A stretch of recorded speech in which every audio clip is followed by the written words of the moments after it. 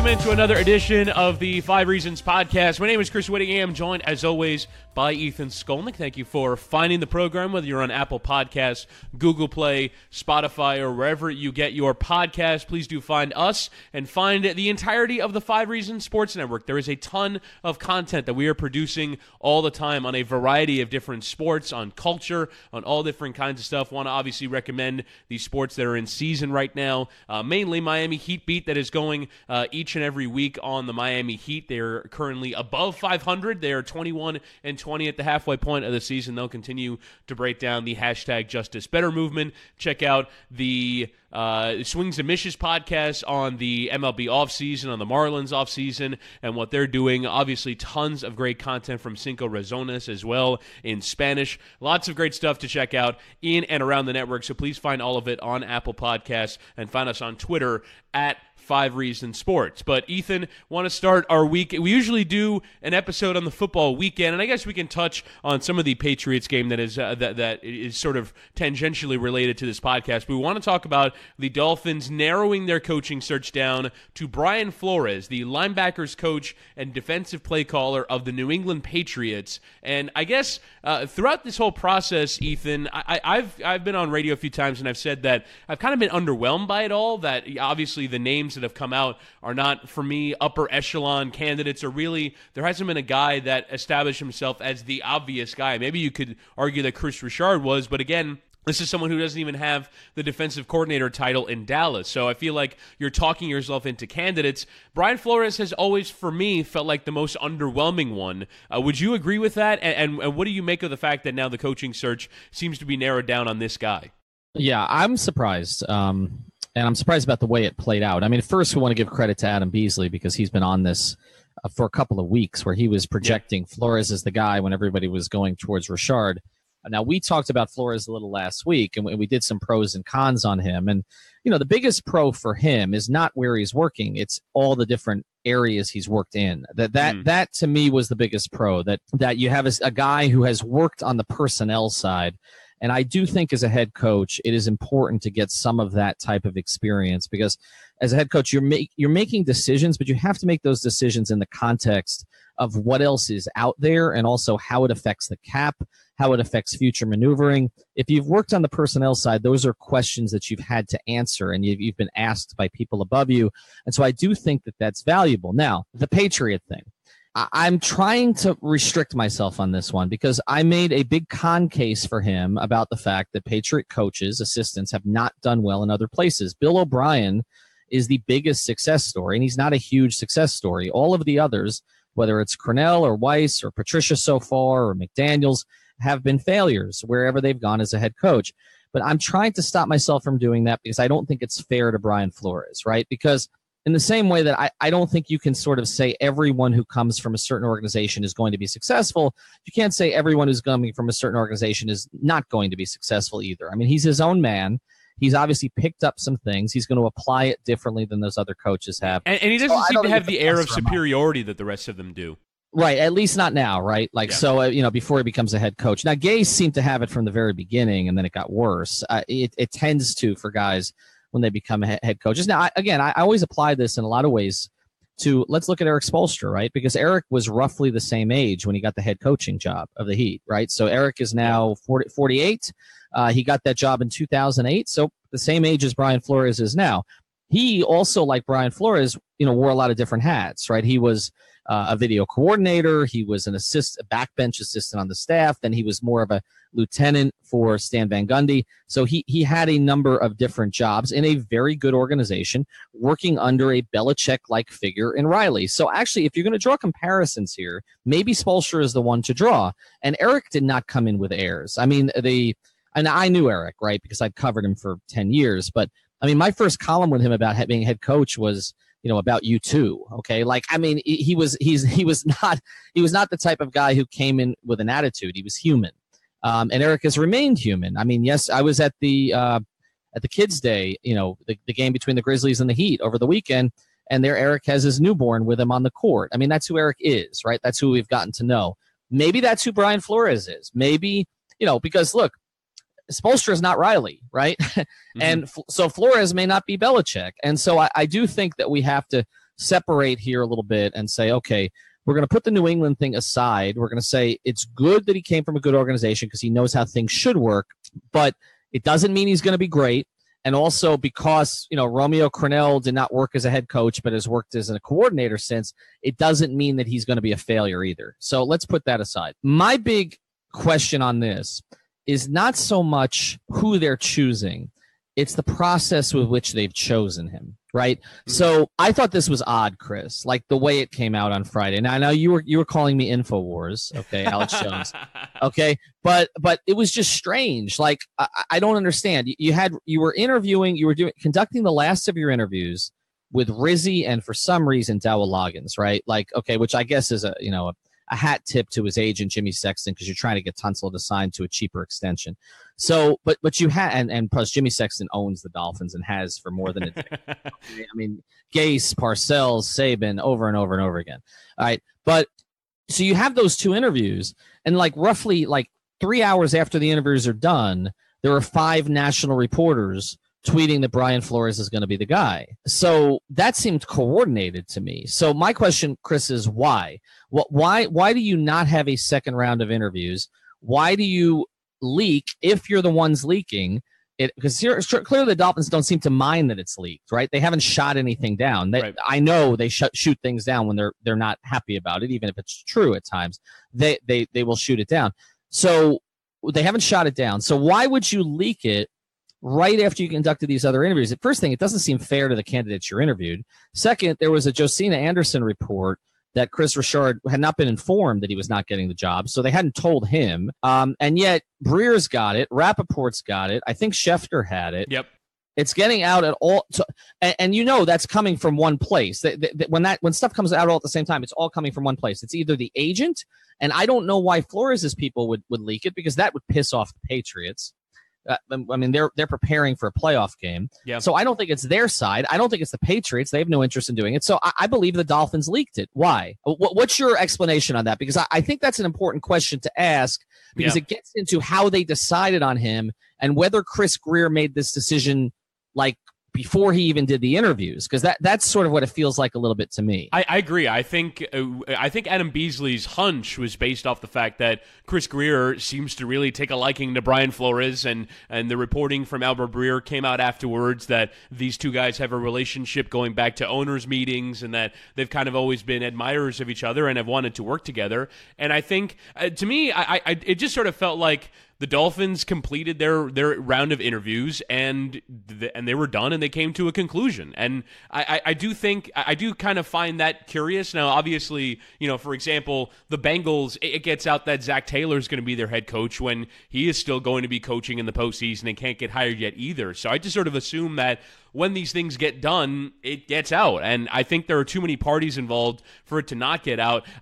So are you saying that you think Chris Grier is putting out there that we've come to the conclusion on Flores, basically to not allow for anyone else, with the performance that they put in over the weekend? Like if the Cowboys had gone out, but there are no other Rams. Right, but there are no other. But see, there's no. What I'm saying is like you have it get out there that Flores is going to be the next head coach, so that if Chris Richard's Cowboys go and shut out the Rams, you're not saying, well, we should Richard now, and like I think so. Is it sort of like getting out ahead of Eric Bieniemy having a great, if the Chiefs' offense has a great performance, or if the Cowboys' defense has a great performance, you're not leaving it to a performance potentially swaying your mind that, no, we're done, we finished our process, Flores is our guy, and the world's going to know about it now. Well, I mean, your own mind is one thing. I mean, the fans you can't do anything about. I mean, right. if Chris Richard's team went to the Super Bowl, and I mean, the fans were already calling for him. Look, if the Chiefs win the Super Bowl and if they blow out the Patriots this weekend, I mean, look what Damian Williams is doing, right? I mean, you don't have Kareem Hunt, which I thought could sink them. And they're still, I mean, they weren't as dynamic through the air as they've been. But if they beat the Patriots and they win the Super Bowl, then some people are going to wonder, why didn't Eric Bieniemy get a job in this cycle, right? And this is what we talked about a couple weeks ago, where the worst thing that can happen to coaches a lot of times is their teams going too far in the playoffs. I guess I don't really understand the justification for getting it out now, because one, there's no competition for Brian Flores' services because, as you mentioned, Zach Taylor is filling the only other job that's available right now. Nobody else is firing a coach. The other 6 jobs have been filled. So for that perspective, I don't understand it. The only thing I can think of is that Friday was embarrassing to them because, I mean, they were interviewing Dowell Loggins for their head coaching job. And they were getting on social media, which I know they're sensitive to. I mean, they're sensitive to stuff that comes out of accounts that have 9,000 followers, right? Okay. I imagine that probably they didn't like the look of that, the optics of it, particularly when it was pretty clear that it was a favor to an agent, which never looks great. And when you waited until, to do it until the day that it was supposed to be Darren Rizzi's day, who a lot of fans, by the way, wanted at the beginning of this process, and the players wanted. Yeah. So maybe it was just an optics thing that it's like, we're going to change the news cycle. I mean, this is a very, compare things to politics a lot. It was a Friday news dump. Like, that's what, I mean, we see that in politics, right? Like, whenever the White House wants to get out something now that, Trump has done incredibly embarrassing, like it comes out at Friday at 6 o'clock. I mean, this has become a big Rachel Maddow joke on MSNBC. It's like, okay, wait for what happens on Friday at 6 o'clock. And we learned about this in The West Wing in the year 2000. Like this has been a thing that's been going on in politics forever. And the reason it goes on is because it's based on the old news cycle, right? So The old news cycle is that when I worked in newspapers for all that time, that the Saturday newspaper is the one that nobody reads. Like we were always told, if you have something good late in the week, save it for the Sunday paper. Don't burn it in the Saturday paper. And so this is an old concept, right? The current White House uses it more often because there's more bad news. But you're right, it's gone on for a long time, and so basically. Maybe it was that. Maybe it's, okay, we've had a bad news. We're going to drop something here on a Friday night, let people digest it over the weekend. I find it, I don't want to dwell too long on it, but I found it really odd. Whenever something is put out, the Dolphins, this is a particular habit with the Dolphins too, where, 6 reporters have something at the same time. And you're like, okay. I mean, it's right. It's one person, or one entity with the Dolphins that's leaking it. And so clearly, if it was them who leaked it, they saw some advantage in leaking it. They didn't dial it back at all. And so it is what it is. It's going to be Brian Flores. And I'm still trying to sort of sort that out. But it does raise the larger question, like you said, whether Chris Grier just liked this guy from the very start, which is fine. I mean, it's his hire to make. I mean, Ross empowered him to make the hire.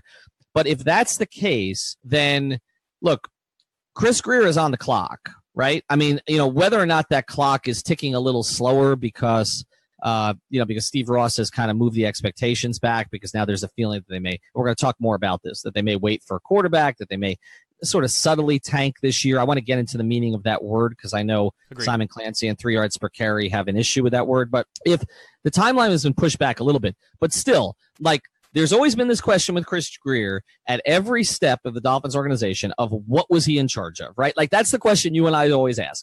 What was he in charge of? Like, he's supposedly really talented, has a good eye for things. Everybody wants to keep him around, so he doesn't really make waves. For 18 years and God knows how many regimes. Exactly. Okay. I mean, we talk about Brian Flores being in a good organization for a short period of time or whatever, long enough.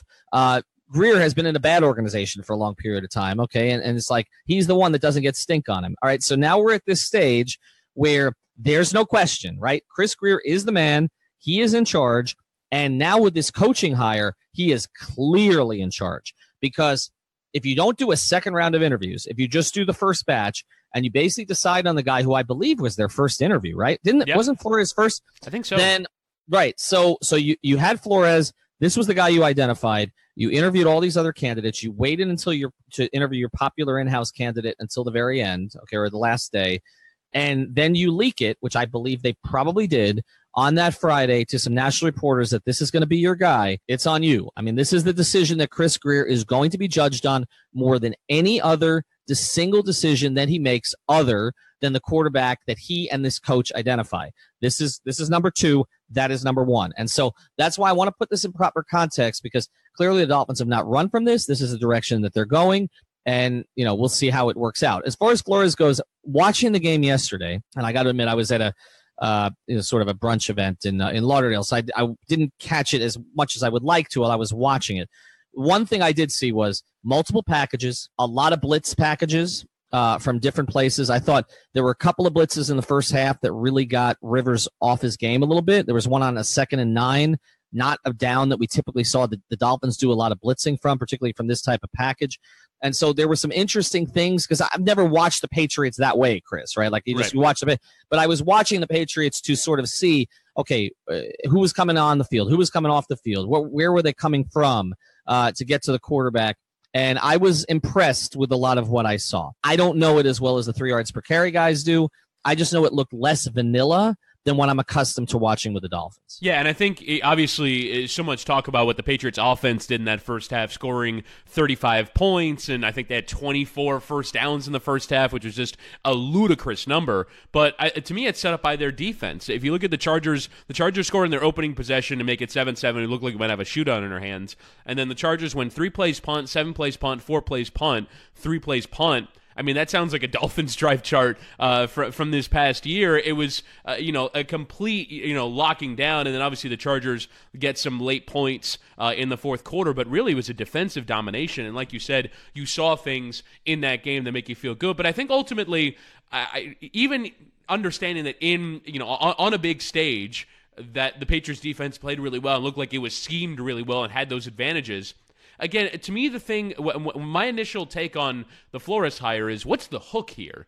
Because you look at all these teams around the league hiring offensive guys to go and solve their quarterback issues and their offensive issues, and there's a premium placed. As you look right now at the teams that are left, they're basically 3 quarterbacks coaches that are in the final round with Andy Reid, Sean Payton, and Sean McVay, and Bill Belichick, who's kind of the lone holdout as the defensive genius that is staying late into the postseason. And I think a lot of teams are following the route of finding the next McVay, like hiring, Freddie Kitchens, who did really well with Baker Mayfield, like hiring Cliff Kingsbury, like hiring Zach LaFleur, like hiring, all these different, Zach Taylor, literally grabbing the quarterback's coach from McVay's team. All these different teams are hiring on offense. Even Adam Gase, the Jets are still holding on to the idea that he could do that for Sam Darnold.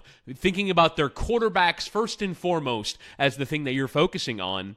And at least it's a strategy, right? If the Dolphins hire Brian Flores, what's the hook? It's not really the team that is coming from, because like you said, the narrative of Belichick assistants is a negative one. It's not realistically that he's going to be this defensive guru, because he's only really been in charge of a defense for a year. It's not really going to be that he brings this sort of, charismatic personality that's going to win the press conference and get you excited that way. Like, if you're the Dolphins, you really only have a couple of opportunities to sell tickets this year. And that's, change your quarterback and change your coach and have that combination be something that attracts the fan base. And if basically what you're saying is, we're hiring a guy that is not any kind of excitable in any way, in terms of a resume, in terms of a thing that he can fix, in terms of whatever. I don't think he's, based off what I've seen on YouTube, going to be someone who wins the press conference. And then at quarterback, you're going to be getting rid of Ryan Tannehill, but it doesn't seem like, based off what we're hearing, that they're really going to go out and try and fix that issue this offseason. They're probably going to wait until next offseason.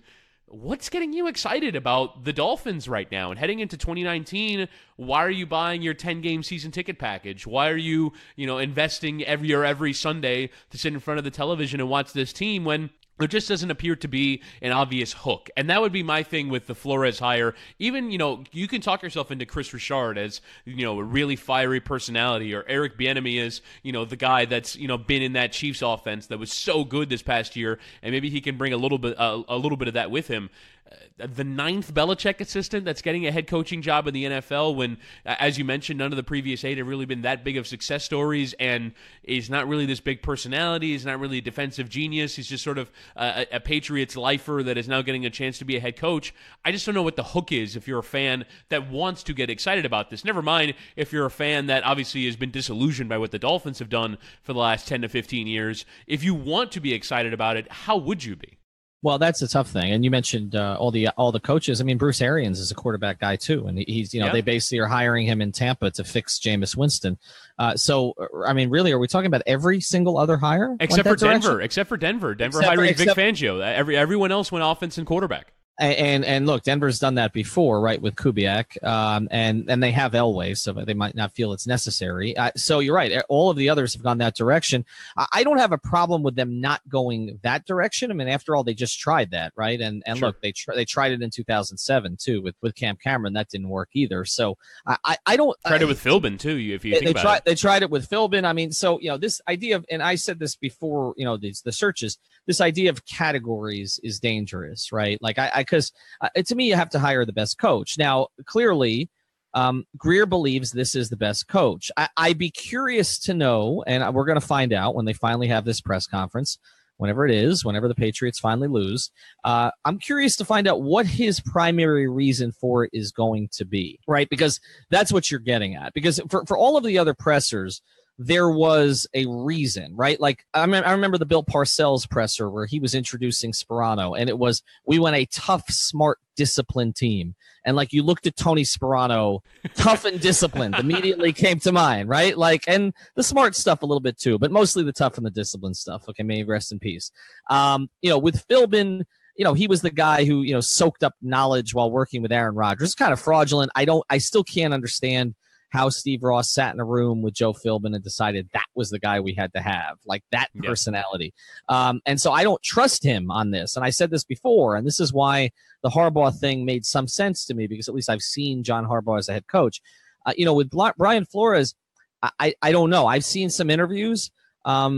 He has a really interesting backstory. I mean, CK has highlighted some of this. I mean, he's a great success story. I think a lot of the players will relate to that. I mean, he's not a guy who should be here based on his background and his upbringing and some of the stuff that he had to deal with.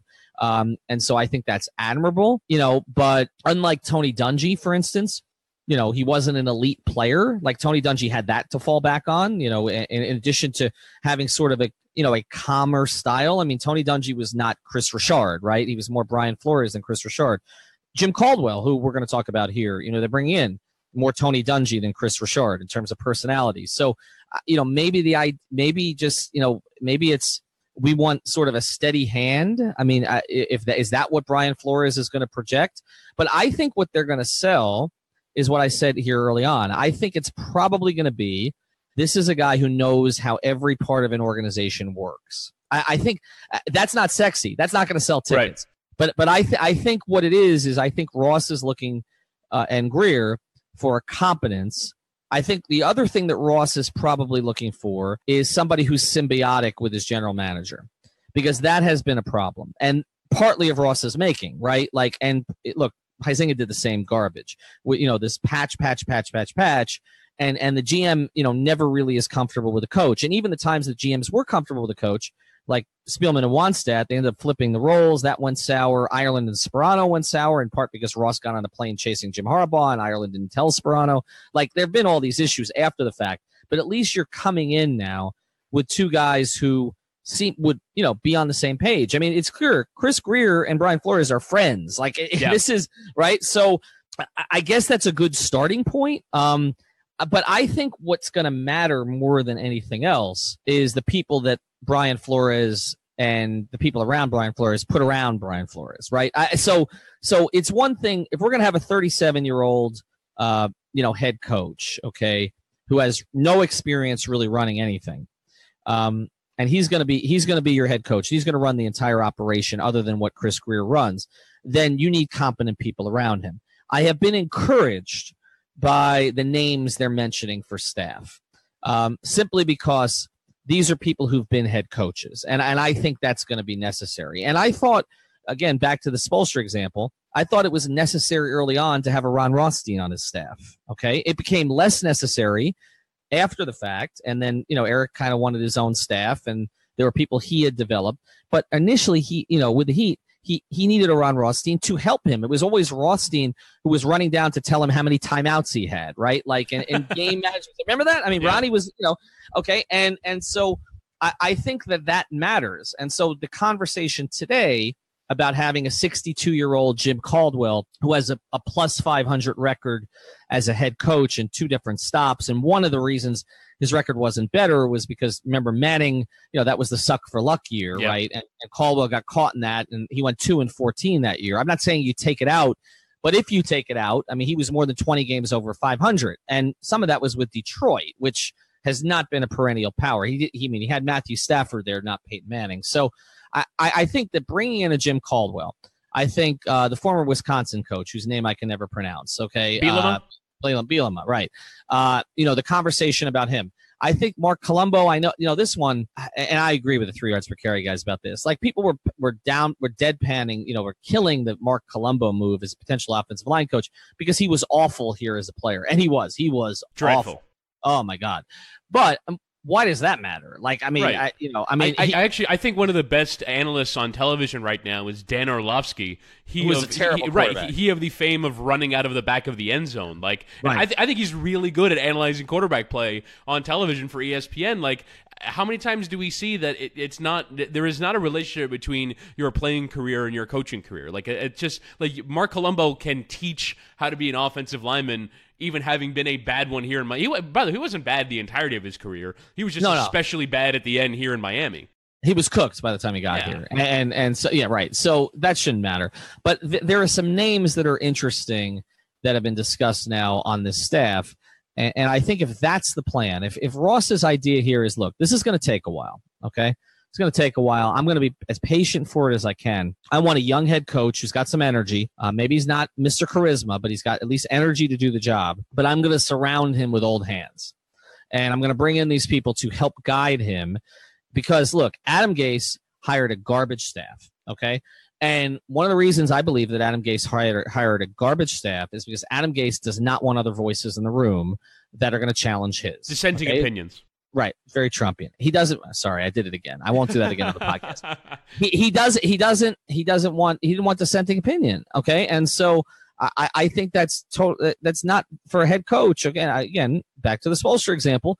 Eric has always had other voices in there to tell him no on things, and I think that's important. And so I think if that's the idea here, that you're going to have a young head coach who understands how different parts of this work, has been in a really good organization, but we're going to get him a Caldwell. We're going to get him, some of these other names. Okay.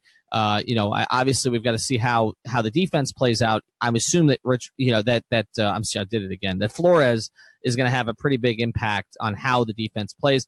I think also from a scheme standpoint, it's going to be interesting. I mean, Patriots have run basically a hybrid 3-4 for a little while. Not a little while. I mean, that's a Belichick thing. I'm curious to see, how that's implemented. But if there's one thing I would like a new head coach to take from New England, if they're going to take something, it's that Bill Belichick has had 18 or 19 completely different teams over the course of this run, and he has coached to the talents of each team. He had Randy Moss, and it was bombs away.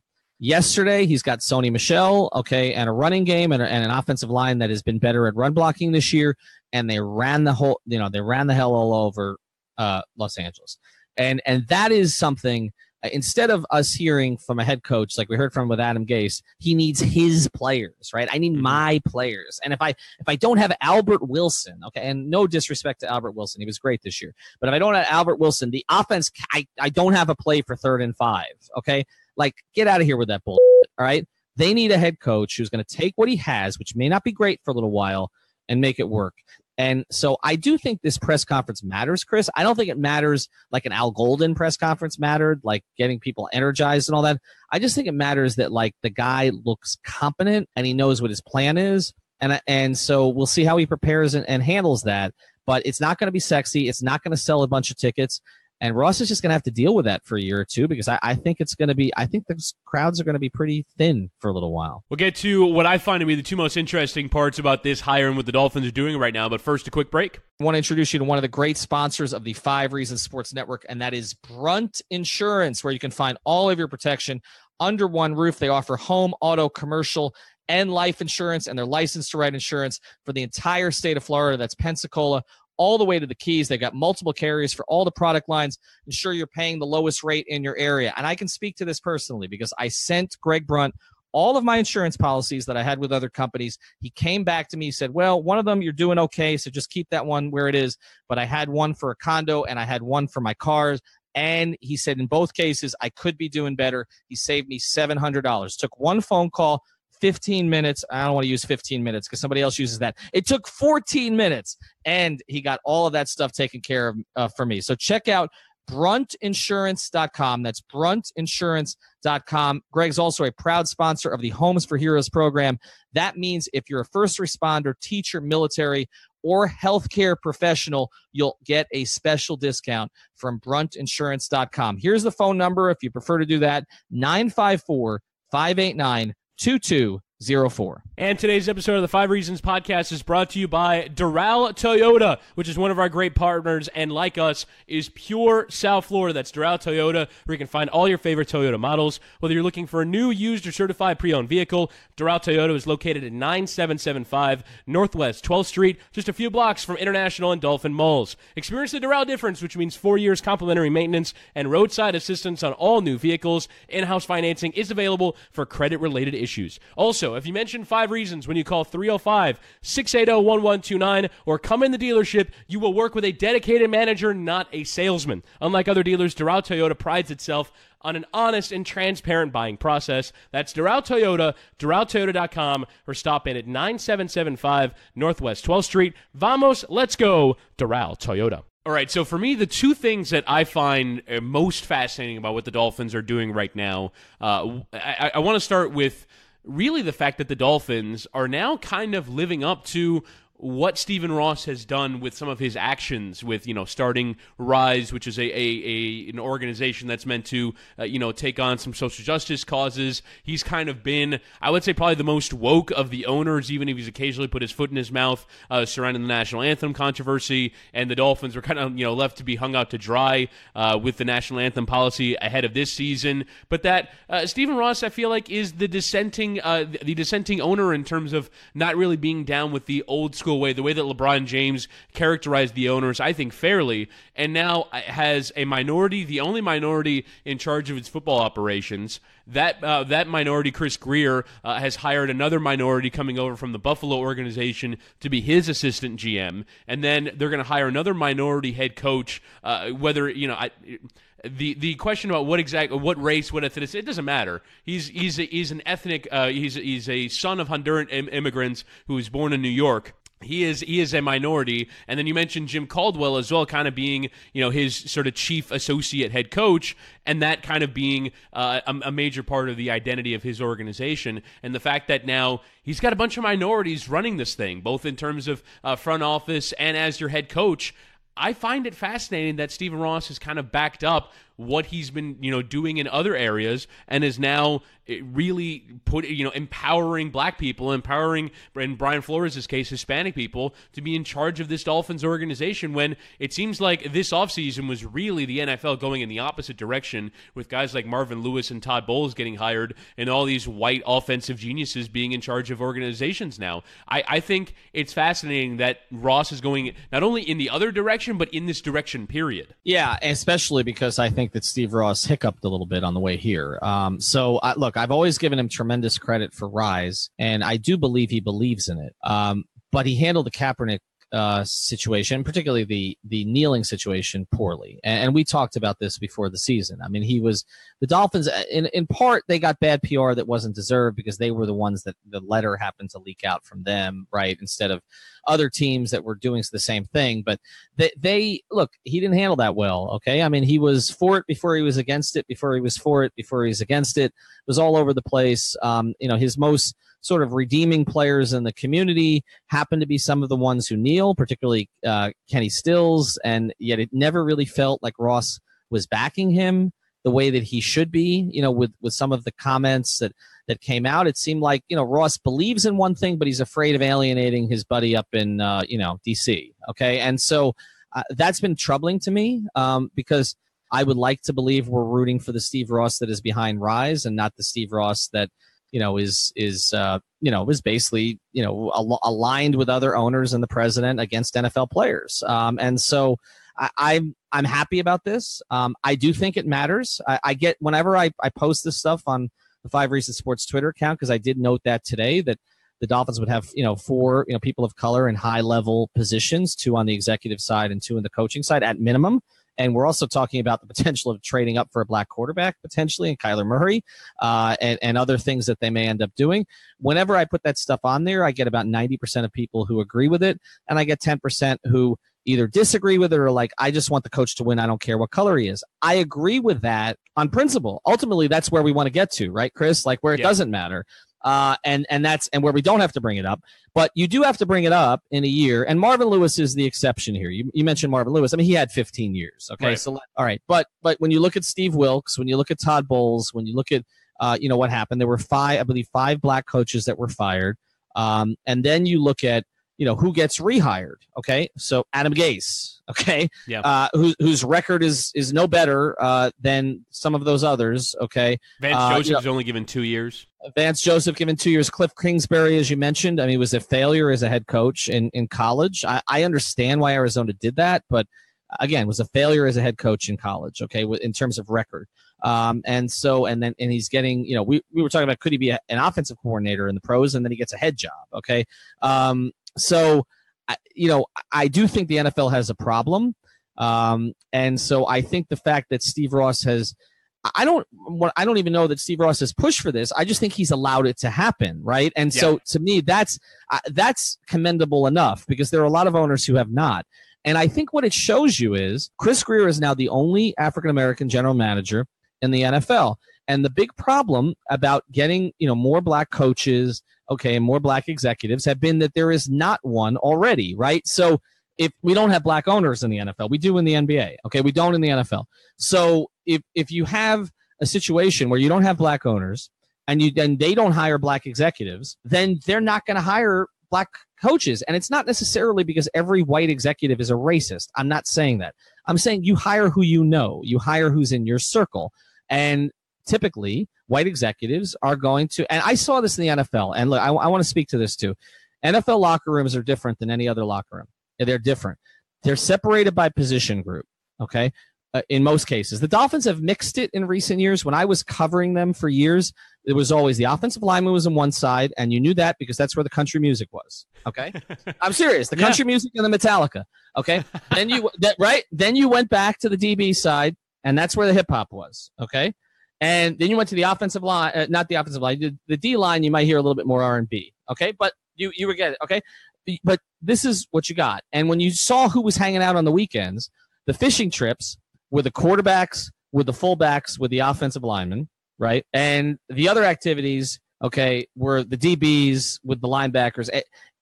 NFL locker rooms are split by race in large degree. And it's always been that way. Now, baseball clubhouses are split too, but they're split by language, which tends to be, turn into, a sort of a race or ethnicity thing now, especially you have so few black players, that they're basically split by, they're basically split by language. But so that's the way the NFL works. And so if you have, sort of more of one group that's promoted, then ultimately when they're 10, 15 years down the line, they're going to reach out to the people that were their buddies when they were playing, okay, that they still know, that are still involved in the game. And so that's been the big problem. And so I give Steve Ross credit for the first move, which was identifying Chris Grier as somebody that he wanted to top his organization, and then allowing Chris Grier to pick people he knew that probably would not get a real good look, okay, from another executive. It doesn't mean, I want to twist this so that it doesn't come out, the way that some people want it to come out. It doesn't mean that Chris Grier is only going to hire people who are African American or Hispanic or minorities, as we say. It just means he's going to give them a longer look, okay, than a white executive who may not be racist by any means, but just doesn't know where to find that type of person, because he hasn't typically associated in that particular circle. And so that's a distinction I want to make. And so I think it's good. I also think one other thing I want to add on this, I do think it matters to a certain degree. I do think it can be beneficial. It doesn't mean that black coaches are better than white coaches, okay? But there is something, and I saw this firsthand in the NBA, there is something to someone understanding your experience. There is. And in talking to a lot of players in the NBA, which is more heavily African-American, obviously, than even the NFL is, I think having a black coach has mattered at times. I think having a Doc Rivers, okay, in charge of what could have been a sort of a tumultuous team in Boston, I do think it matters. It doesn't make one having him in charge of the Donald Sterling situation was critical. I don't think it makes one race better than the other. This is where everybody gets caught up, and then you have sort of the white victimization thing, and we just go a direction we shouldn't go. I just think in certain sports, it's just natural, okay? It's natural that LeBron James, all right, who had a certain type of experience growing up, okay, that a lot of other black athletes can relate to from the places that they came from also. And to have, a black head coach, I think has mattered to LeBron at times. It doesn't mean you always listen to Ty Lue, okay, or Mike Brown, or Paul Silas. But I do think that it has mattered to a degree. And I do think that it was, and I can speak to this firsthand because I know LeBron. LeBron's not racist, no matter what anybody says. But I do think it was something that, say, an Eric Spoelstra had to cross over a little bit, okay, that necessarily a black coach would not have to do. I do think it was difficult for David Blatt, for instance, and I was there for that year, that David Blatt comes from a totally different experience than LeBron James. You could not be more dissimilar, okay, in terms of even within basketball. Even within basketball, where they, okay, international, okay, white, Jewish, all the rest of it, okay, and again, I'm Jewish. I had a great experience covering LeBron James and a very good personal relationship. So it's not that he had an issue with Jewish people, okay? I know the recent controversy with him. But I do think that, but there were people who actually were saying that. I mean, I had a lot of Israelis who were following me while I was covering LeBron up in Cleveland who were like, oh, he just hates, Israel. No, he doesn't. It's an experience thing, okay? And so I do think that it matters to a degree, and I think it will be welcomed by a lot of the players on this roster. And in the same way that what we're seeing happen at the University of Miami right now, right, where Manny Diaz is one of the guys, right? Like what did we see yesterday, right? He basically had a bonfire, okay? I mean, they basically had a bonfire. They went to Prime 112. And then went right, and they set fire to 7 and 6, right? Like, Manny and can Mark Richt relate on the level that Manny Diaz can relate to a lot of and most of those players aren't Hispanic, right? But they grew up in similar type circumstances or a similar area to Manny. They know a certain type of struggle that Manny knows from where he came from, his son of immigrants and everything else. So I do think, Chris, I know we devote a lot of time to this, but I do think it matters. I think it's interesting. And I just want to start here. I commend Steve Ross for it. I do. And we've had our issues with Steve Ross, but I think this is a positive direction for the franchise.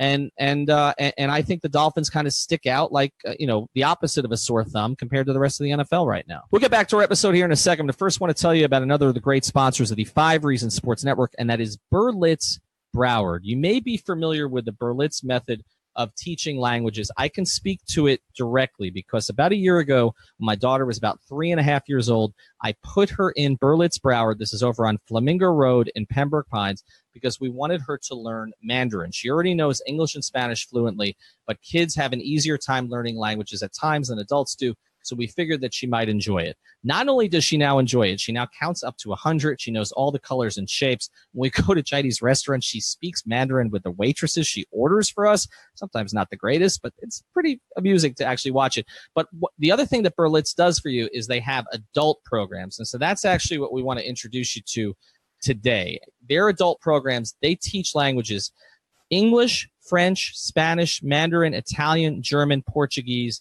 and more. So if you ever wanted to learn any of those languages, or maybe English is not your first language and you want to learn how to pronounce better and be better in the business space, that's something that they can work with you on. So I'm going to give you a phone number here. Make sure that you call and mention 5 Reasons. Here is the phone number: 954-743-0077. So again, they have kids programs, but they got plenty of adult programs, and I can tell you, because we've been doing it, they will work with your schedule. Whatever works with you in terms of when you have to work, when you've got things with your family, they will put you on the schedule and they will get you the right instructor. So again, mention 5 Reasons, 954-743-0077. Tuesday, January 15th, Miami Heat Beat is hosting another watch party poolside at Duffy's in North Miami. Come out and watch with us as the Miami Heat take on the Milwaukee Bucks at 8 p.m. There's going to be games, drink specials, and you'll even have a chance to win Heat Beat's newly released Justice Better t-shirt. Plus, someday You'll be able to tell your grandkids that you were there when 5 Reasons finally broke their watch party curse. Okay, fine. I'm not making any promises, but we're 0-8 right now, and this fucking losing streak's gotta end at some point, right? So come on down and hang out with some of your favorite Heat Beat personalities, as well as other members of 5 Reasons Sports. That's Tuesday, January 15th, poolside at Duffy's, 3969 Northeast 163rd Street, North Miami Beach. Tip-off is at 8 p.m. For me, it's just the fact that, and you mentioned that chain, right? So it starts with the white owner usually hiring the white executive hiring the white coach. But it goes a little bit further than that, doesn't it? Because obviously, the white executive will also probably hire white guys in the front office, area, and then the white coach will usually hire white assistants. So one of the things that's happened is if you look at the pool of coordinators, which is in theory the place where you're finding your next head coach, there just aren't that many black coordinators, especially on the offensive side of the ball, which is why I was hoping that Eric Bieniemy would get a chance. You don't really see that. We talked about Mark Colombo being a failure of a former player. You don't really see that many former players involved in either the front office or the coaching setup. You don't really see that many guys that had prominent playing careers being in charge of organizations on the front office side or as head coaches because I guess for whatever reason now the league has kind of gone another direction and sort of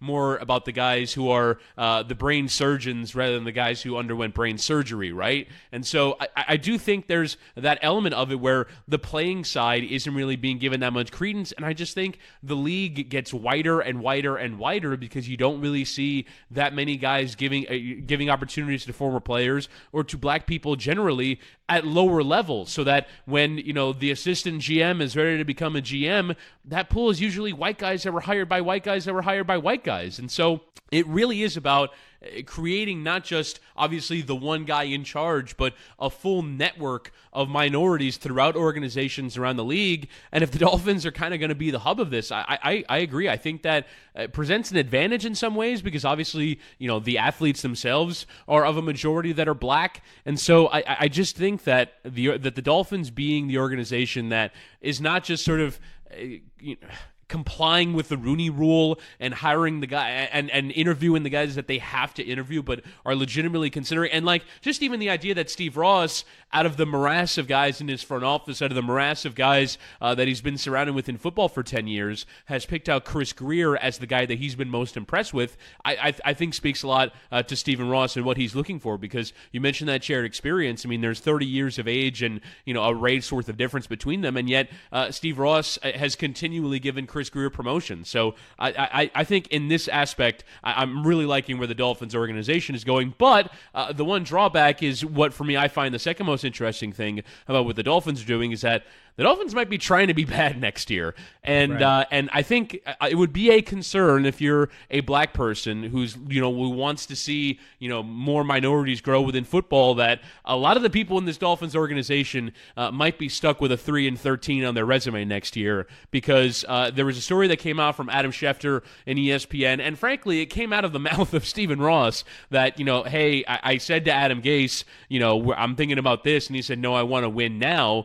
Clearly, the intimation is Stephen Ross is not thinking about winning now. He's thinking about finally stopping the cycle of, well, we'll just fix our roster for next year. We'll solve our holes at defensive end and offensive guard, and we'll have a playoff caliber team. No, he's thinking far bigger and saying we're going to let Ryan Tannehill go, and we need to figure out the quarterback position one way or another. And if that means that we have to go 2-14 next year, as the Arizona Cardinals did this year, go 3-13 and finish with a record that's that bad and finish at the bottom of the league, so you can draft Tua Tagovailoa, Jake Fromm, Justin Herbert that are all likely going to be available next year, then that's what we have to do. And I just kind of find fascinating how you fill everything out from there, because as you mentioned, there was this philosophical debate, and I've had it before when it relates to the NBA, where people get mad at me and say, "Oh, so you just want the coaches and the players to lose every game and try to lose?" That's not how tanking works. Tanking works is a guy has an ankle sprain and he misses 10 weeks because of it.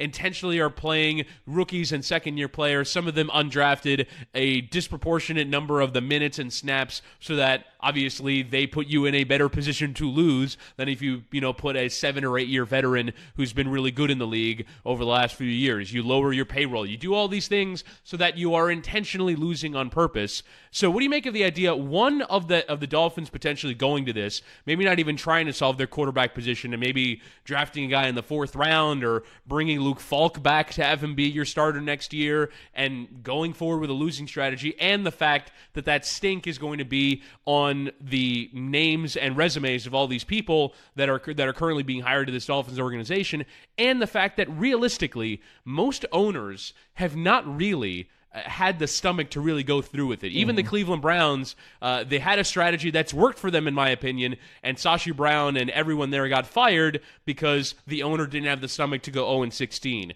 The Sixers didn't have the stomach, and the league didn't have the stomach to really do it for 3 years, which is what Sam Hinkie ended up doing. Realistically, these tanking strategies have not really been seen through by the people who started them because in the end, the losing is just too much. Do you think that the Dolphins potentially going down this route is going to work and potentially see everyone here fired before they can actually see through the strategy?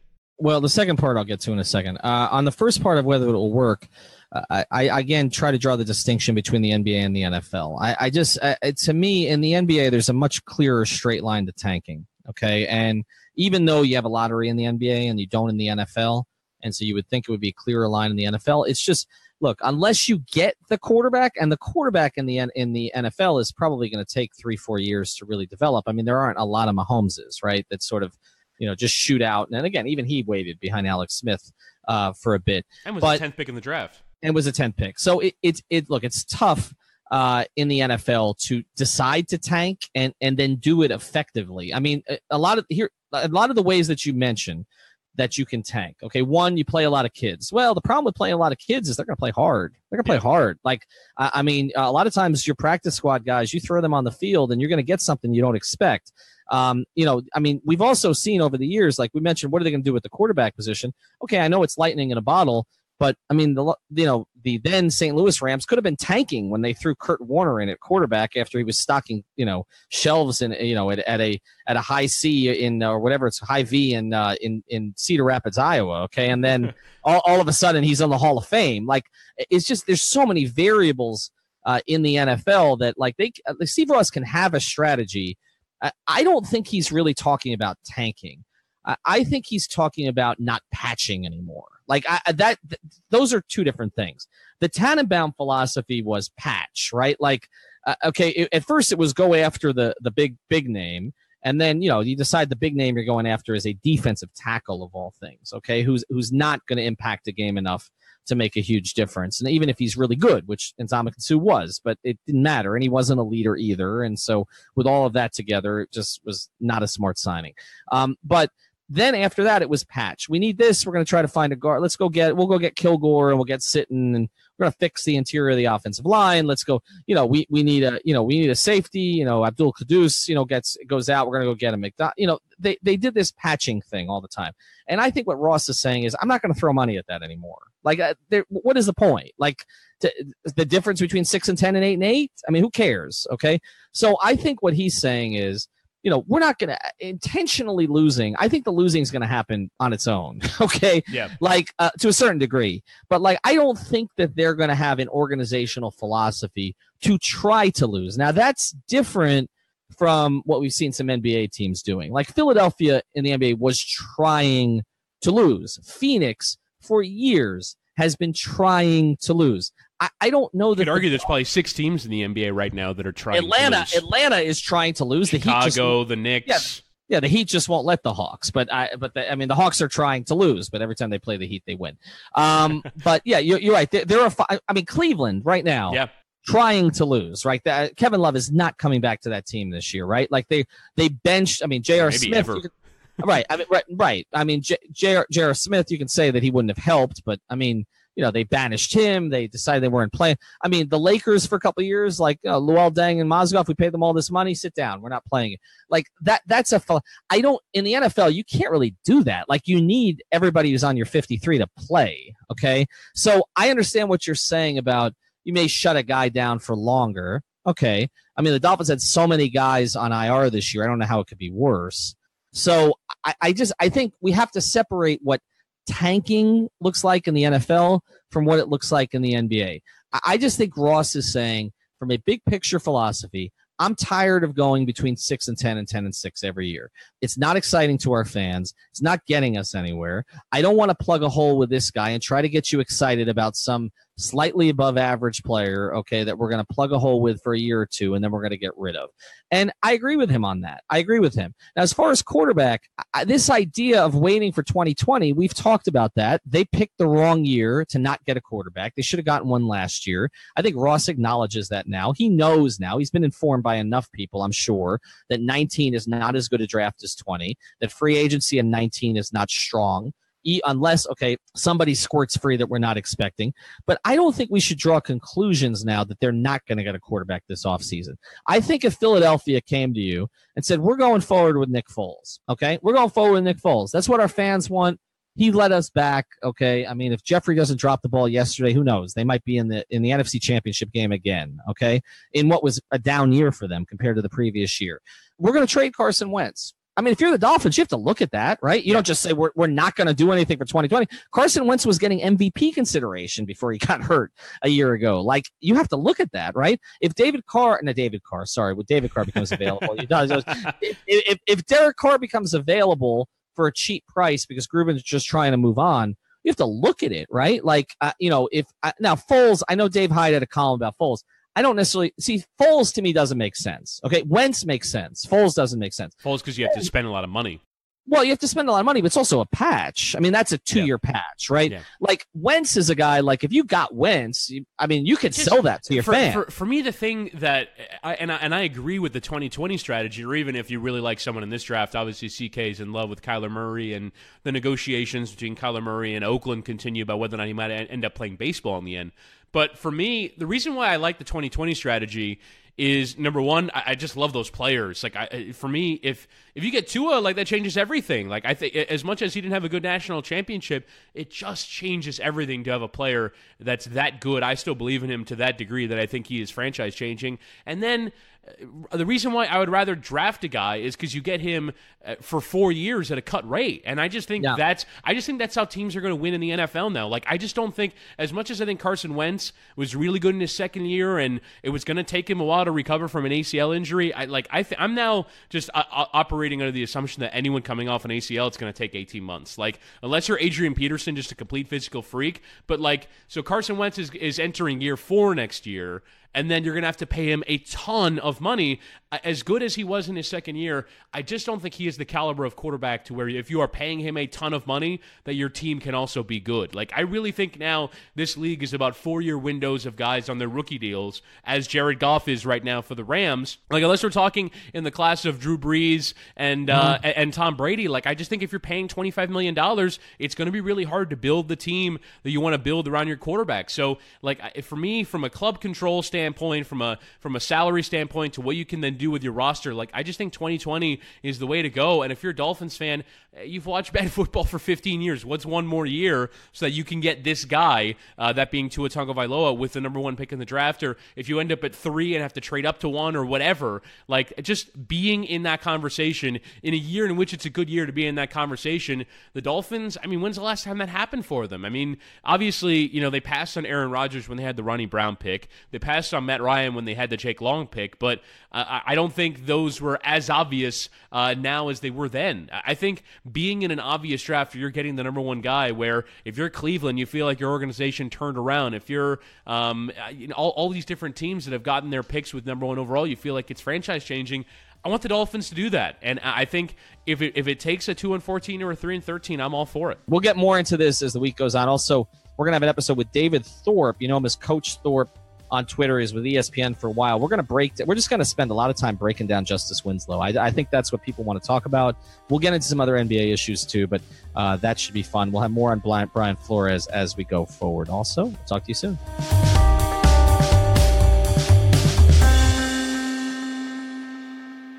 Thank you for listening to the Five Reasons Podcast. Thank you so much.